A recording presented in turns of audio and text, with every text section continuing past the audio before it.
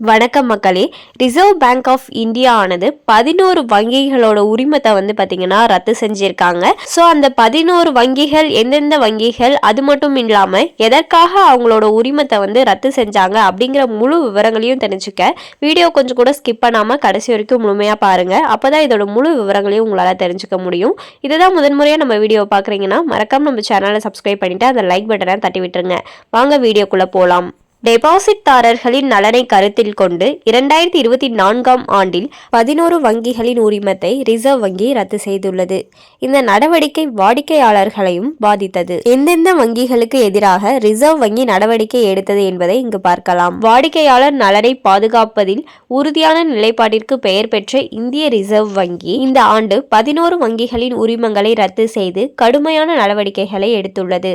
இந்த வங்கிகள் நிரந்தரமாக மூடப்பட்டு டெபாசிட்களை ஏற்றுக்கொள்வது மற்றும் பரிவர்த்தனைகளை நடத்துவது உள்ளிட்ட அவற்றின் செயல்பாடுகள் தடை செய்யப்பட்டுள்ளன. வைப்பு தொகையாளர்களை பாதுகாக்கவும் ஒழுங்குமுறை இணக்கத்தை நிலைநாட்டவும் இந்த முடிவு எடுக்கப்பட்டது. ரிசர்வ் வங்கி தனது அதிகாரப்பூர்வ அறிவிப்பில் இந்த வங்கிகளின் தொடர்ச்சியானது வைப்பு தொகையாளர்களுக்கு கணிசமான இடர்பாடுகளை ஏற்படுத்துகிறது என்று குறிப்பிட்டுள்ளது.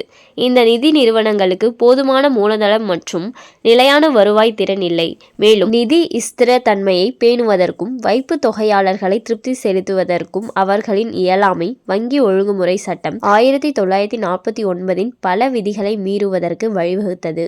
இதன் விளைவாக பொது நலம் கருதி அவர்களின் உரிமைகளை திருப்பி பெறுவது அவசியம் என்று மத்திய வங்கி கருதியது. 2024 உரிமங்கள் ரத்து செய்யப்பட்ட வங்கிகளின் பட்டியல். முதலாவது துர்கா கூட்டுறவு அர்பன் வங்கி லிமிடெட், விஜயவாடா, ஆந்திர பிரதேசம். இரண்டாவது ஸ்ரீ மகாலட்சுமி மெர்கண்டைல் கூட்டுறவு வங்கி லிமிடெட், தபோய், குஜராத். மூன்றாவது ஹிரியூர் நகர்ப்புற கூட்டுறவு வங்கி லிமிடெட், ஹிரியூர், கர்நாடகா. நான்காவது ஜெய் பிரகாஷ் நாராயண் நகரி சககாரி வங்கி லிமிடெட், பாஸ்மத் நகர், மகாராஷ்டிரா. ஐந்தாவது சுமேர்பூர் மெர்கண்டைல் நகர்ப்புற கூட்டுறவு வங்கி லிமிடெட், சுமர்பூர், பாலி, ராஜஸ்தான். ஆறாவது பூர்வாஞ்சல் கூட்டுறவு வங்கி லிமிடெட், காஜிப்பூர், உத்தரப்பிரதேசம். ஏழாவது நகர கூட்டுறவு வங்கி லிமிடெட், மும்பை, மகாராஷ்டிரா. எட்டாவது பனாரஸ் மெர்கண்டைல்ஸ் கூட்டுறவு வங்கி லிமிடெட், வாரணாசி, உத்தரப்பிரதேசம். ஒன்பதாவது சிம்சா சககாரி வங்கி நியமித்ரா, மத்தூர், மாண்டியா, கர்நாடகா. பத்தாவது உரவகொண்டா கூட்டுறவு நகர வங்கி லிமிடெட், ஆந்திர பிரதேசம். 11வது தி மகாபைரா கூட்டுறவு அர்பன் வங்கி லிமிடெட், தேஜ்பூர், அசாம். இந்த மூடல்களால் பாதிக்கப்பட்ட டெபாசிட்டர்கள் டெபாசிட் இன்சூரன்ஸ் மற்றும் கிரெடிட் கார்ப்பரேஷன் சட்டம் 1961 கீழ் இழப்பீடு பெற உரிமை உண்டு. விதிமுறைகளின்படி வாடிக்கையாளர்கள் தங்கள் டெபாசிட்களில் ரூ.5 லட்சம் வரை கோரலாம். இந்த காப்பீட்டு திட்டம் பாதிக்கப்பட்ட வைப்பாளர்களுக்கு சில நிதி நிவாரணங்களை வழங்குவதை நோக்கமாக கொண்டுள்ளது. ரிசர்வ் வங்கியின் முடிவு இந்தியாவின் வங்கி அமைப்பின் ஒருமைப்பாட்டையும் சரியான வழிமுறையை பின்பற்ற வேண்டும் என்ற அதன் உறுதிப்பாட்டை அடிக்கோடிட்டு காட்டுகிறது.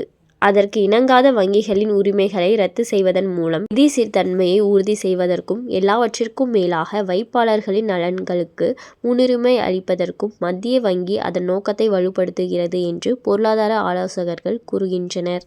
மேலும் இது போன்ற அரசாங்கம் சார்ந்த அனைத்து அப்டேட்களையும் உடனுக்குடனே தெரிஞ்சுக்கணும்னு நினச்சிங்கன்னா மறக்காம நம்ம சேனலை சப்ஸ்கிரைப் பண்ணி பக்கத்தில் இருக்க பெல் ஐக்கானை கிளிக் பண்ணி அதில் ஆளுங்கிற ஆப்ஷனை செட் பண்ணி வச்சுக்கோங்க.